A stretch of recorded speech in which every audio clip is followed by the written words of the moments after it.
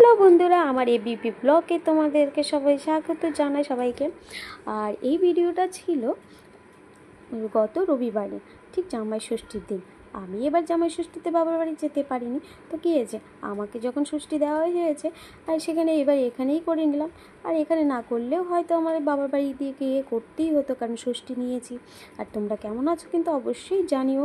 আর এইখানে নাকি প্রথমে আমাকে ডুব দিয়ে শুদ্ধ হয়ে নিতে হবে। আর যাই হোক, এখানে ডুব দিয়ে নিলাম। তারপরে এখন আমরা উঠে আসবো। উঠে এসে আমরা যে পাখাতে আম, তারপরে কলা, তারপরে কিছু কুশি নিতে হয়, আমরা সেগুলো নিয়ে দুব্ব নিয়ে পাখাতে রেখে দিলাম। আবার এখানে আমাদের নিয়ম নাকি কোচের মধ্যে একটা আম আর কলা নিয়ে আবার ডুব দিতে হবে। যাই হোক, সেই কোচের মধ্যে আমি কলা আর আমটা বেঁধে নিলাম। দেখো, এবার আমি জলে নেমে যাব।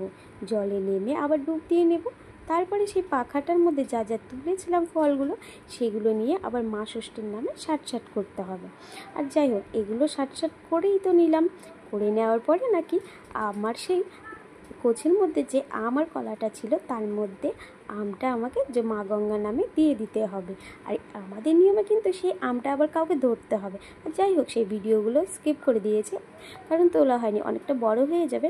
আর দেখো, এখানে সব কিছু হয়ে গেলে আমরা চলে যাচ্ছি বাড়িতে। এখানে আমার ছেলেও এসেছিলো।